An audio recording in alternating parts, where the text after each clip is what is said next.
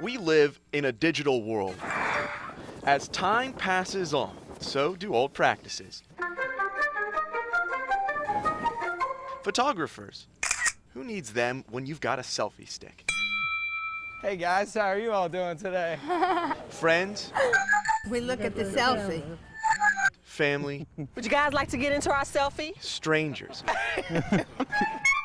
and even newcomers to the hashtag selfie era. All capturing moments with the simple click of their finger. But first, let me take a selfie. Everyone's a photographer these days. It's easy. One tap, one image, Hi. one memory. Let me take another selfie. Yeah, I wouldn't be like, hey guys, come on. I want to get these people. They look fun.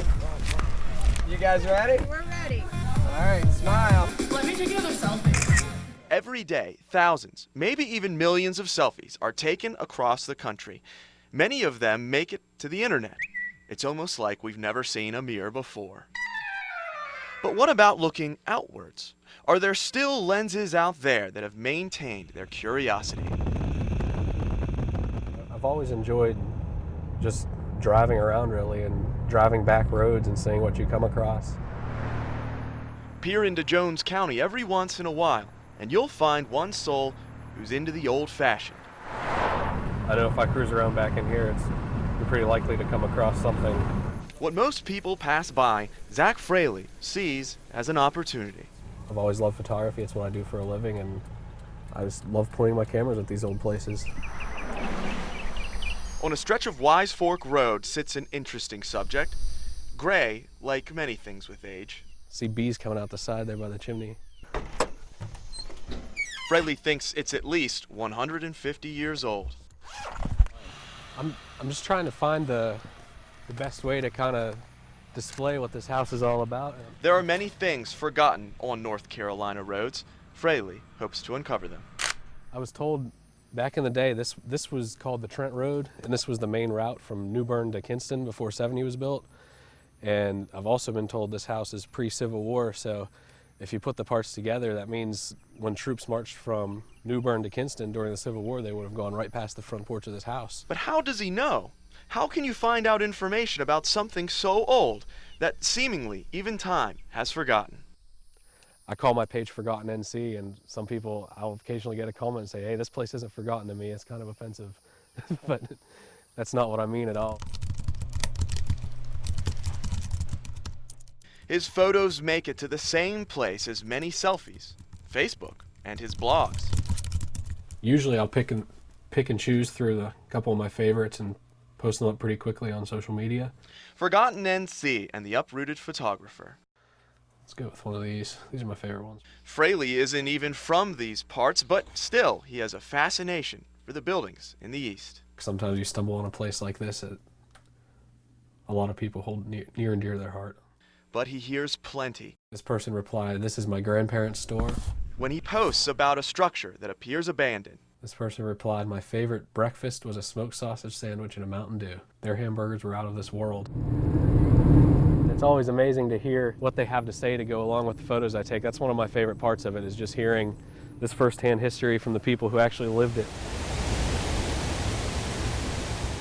Or even history that's been established.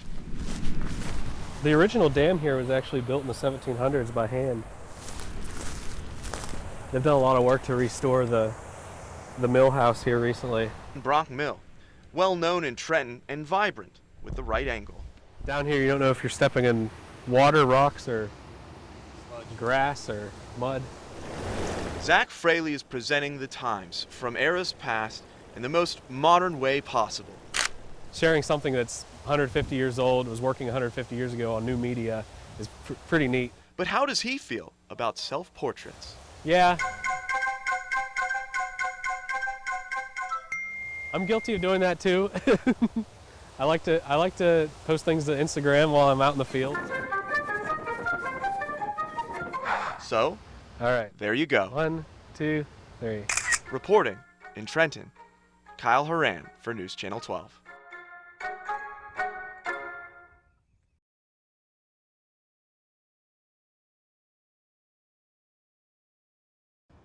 They're jagged, they're bumpy, they tear up your cars. We investigated these potholes in front of the police station today to find out what's being done to fix them. But during our investigation, we found out there's more than meets the eye. On the corner of George and Queen Streets, They could be problematic for cars. many wheels We do fix potholes every day. have worn a smooth road ragged. I always hope that I don't get my car out of alignment. Potholes. They're all over the city. I don't think anybody likes potholes. It's enough to keep a asphalt crew with a supervisor and 5 to 6 employees busy on a year-round basis. These are on the agenda for repair, but look deeper. When's the last time you saw a pothole with bricks underneath? Pretty much from, say, Queen to the river, East Front Street and South Front Street, where the roads do have brick underneath them. Most streets in downtown have this historic brick underneath. The old streets of New Bern just under the surface, out of sight. The street is 200 years old. As you can see here in the shrubbery here, there's several piles of or pallets of bricks that have been stored here over the years. The city keeps any historic bricks that come loose at this storage site. You feel like you're holding history right here in your hand. It's not too many things you come across that are dated back to the 1800s. And they're used whenever the city needs bricks. For example, in front of Tryon Palace. And great to see it preserved, Yeah, absolutely. even if it is for just a short distance. The history of New Bern Road starts in places just like this, the shoreline, where massive ships brought in piles of cobblestone that were smoothed out onto Front Street. Those roads were then covered up by the brick that we've been talking about today. So for several of the roads in the city, there's actually 2 layers of history, one of which dates back to the 1700s. I tell you, I grow more and more in love with this town all the time. So, though the pockmarked roads may be a pain to drive on, they're a reminder of New Bern's history. The city's rich in history. We look up, we see all the architecture and the historical buildings, but we never really think about we're driving over history as well. And they don't seem to bother the police too much. There's no map that exists that shows exactly which streets have the bricks and which don't. And we're not even sure really how old each particular brick is, just that they were from sometime in the 1800s. We do know that they're here to stay. In New Bern, Kyle Horan for Fox Eastern Carolina News. Unfortunately, we deal with these types of issues a lot. They just have to be dealt with, and we have to address each one as it comes. A politician's son is facing sex charges. We received a call early Sunday morning in the early morning hours in reference to a sexual assault. Michael Spashali Jr. is the suspect. He's accused of sex offenses with 2 minors. Spashali Jr. is the son of Michael Spashali Sr., who is in the State House representing Craven, Pamlico, and Beaufort counties. I got the warrants for Spashali Jr.'s arrest. In one, he's accused of sex offenses with a young teen girl. In another, he's accused of a sex offense with another teen girl, quote, by force and against that victim's will, end quote. It doesn't matter if you're a politician's son or preacher's son or police officer's son in some cases. We were given an investigation that, by nature itself and as a sex offense is very serious, and we took it as such and acted accordingly. Pitt County investigator Major Paula Dance says there's more to this case than we already know. According to investigators, these 2 charges came from a single occurrence. If you look at these 2 warrants, it happened Sunday morning. When deputies got to the scene, that's when they realized this crime might have been going on for a much longer time. We're looking at least a couple of months at this point. Could be longer, but again, we're in the early stages of the investigation. Dance says the investigation will likely lead to more charges, which could be more sex offenses. It was a little more than a year ago when a New Bern teenager suffered a heart attack, and he continues to try and recover. Now friends and family are coming together to help raise money for his rehabilitation. News Channel 12's Jonathan Wendt shows us more. You're always laughing. He's described as an outgoing person. Just full of life. Full of life, full of energy. He absolutely loves basketball. But on May 19th, 2013, 15-year-old Ellis Ray Tripp's life would change forever. They described it as an adrenaline rush to the heart, which he could have just been sitting and the same thing would have happened. So. Ray had been playing basketball with his friends. It was during the second game when he went to pick up the ball that he collapsed to the ground. He had a massive heart attack. Completely unexpected. Completely unexpected. So. Ray's mother, Letitia Fields, says he was born with tetralogy of Fallot, or TOF, a birth defect that affects normal blood flow to the heart. Because of the lack of oxygen to his brain that day, Ray now suffers brain damage and is no longer able to talk, walk, or even move his arms and legs. Setting aside her dream of becoming an attorney, his mother now sits by his side. Okay, life now is completely different. Everything from administering medications to, you know, turning, changing, everything. It was right here where Ray collapsed on that day. Now, his mother says over the past year, he has improved some. However, she says he needs at least another year of rehabilitation. There are several places where Ray could get that rehab, but the problem is funding. I have spoke to the Shepherd House in Atlanta, Georgia. They are actually open to taking him. However, I don't have medical assistance there, and it's possible that the cost would have to come out of pocket. To help with the cost, friends, family, and the community will come together on Saturday for a basketball tournament in Ray's honor. And while she knows her son's life has changed, she says his vibrant spirit will always shine through. In New Bern, Jonathan Wendt, News Channel 12. Well, tomorrow's event will start with a motorcycle ride, then there will be a basketball tournament. And we will have this information on our website, WCTI12.com, if you want to go there, check it out, and see how you can help out. Really tragic, tough situation. Somebody just wants to go out and play some basketball, and that happens. It's a wonderful cemetery. This is one of the greatest cemeteries in the state. We're just gonna have to carry stuff in. I've never been here before, and even just driving down the downtown Main Strip was so beautiful. Here's all our masonry tools and our mixing tubs. You guys can carry those out. So what we're gonna do with this wall is I'm gonna load you guys up with some masonry tools, and you're gonna pick a 2x2 area of the wall that's got the worst deterioration.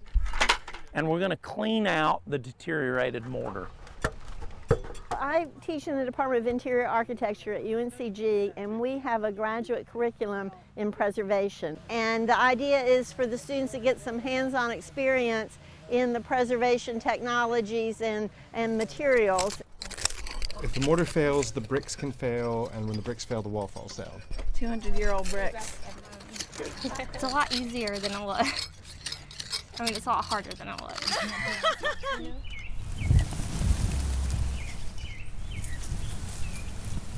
So who's thinking they wouldn't mind doing this for an internship? And I would like to do it because it's needed.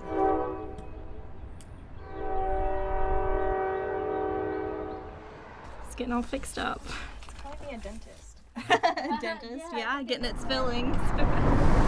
But it's just lovely, and I know that the students are going to feel great about having done something to help stabilize this brick panel. I just can't wait to make it look pretty again, and more functional. Yeah, more structural. Sheila, that right where you're hitting right there, see if you can clean down to the brick. Brandon, Ashley, Preston. Hey guys! It's time for commencement for North Lenoir High School students. Hey, come on, let's go! But before the diploma can be handed over, students have to practice all the ins and outs of this exciting moment in a young person's life. It's just great to experience all these things. But there's also a time for reflecting. Here's a good one. Most likely to be your boss, one of the senior superlatives. Evan is the third of three boys, all graduates of North Lenoir. You remember Outdoor Adventure Club? That was fun. Oh, I got that serious face.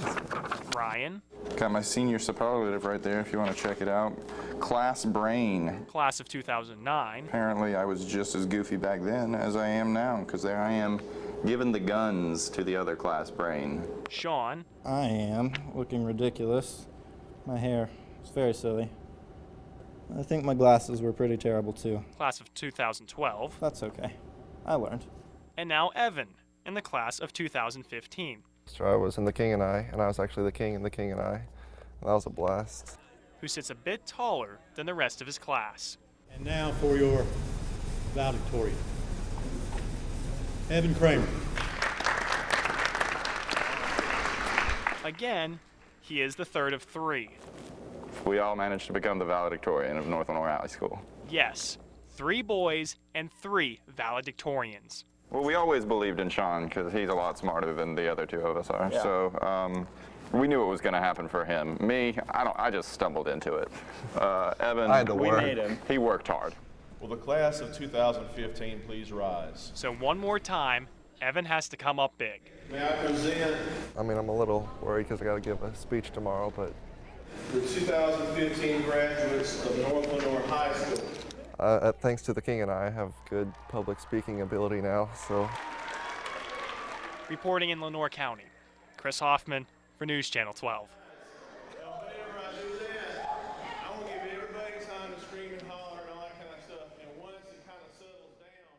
Thank you for watching News Channel 12 at 6. I'm Jamie McCutcheon. And I'm Wes Goforth. This has been a day of joy for our Marines and sailors with the 22nd Marine Expeditionary Unit, and for all of us, really, Jamie. More than 2,000 of them have been deployed on ships traveling around the world now for almost 9 months. Well, tonight, they're back on American soil and home. News Channel 12's Katie Harris was there to watch the happy moments at Camp Lejeune today at the homecoming, and she joins us there live. Yeah, as soon as I set down my camera in a field with these family members, a woman approached me and she was just so excited to be there for the homecoming of her son. Her name is Patricia Cook.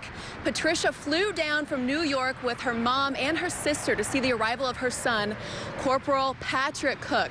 This is the first time that she had seen him in months. Cannot wait. No crying. Waiting. I'll try to control myself. For 8 months. It's very surreal, and I think moments like this, you just can't even, like, you can't imagine unless you did it, how it feels. The waiting is almost over. It's almost like the birth of your first kid. It's that important. But these are the most intense moments yet. I just want to welcome you first and foremost. I'm sure you're eager to meet and see your families. We expect helicopters here to land probably about within the hour. But then, you could hear it. Oh yeah, here they come.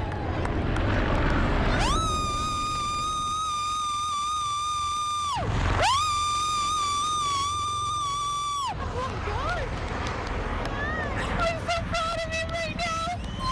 Then more waiting. Oh God, just let us at him for yeah, we're running the field. Patricia Cook's wait is finally over.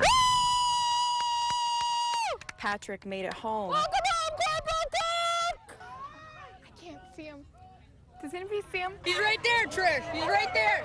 Finally, that moment came. Look who's watching! I got here, finally. Now the word homecoming has a whole new meaning. Well, did you get all my cards that I sent snail mail? Yes, thank you. It's like a dream. I was like, oh boy, I don't hope I don't wake up on the boat again. You know, it's like a dream. You finally come true. You know, you get home. Now they'll be catching up for the next few days.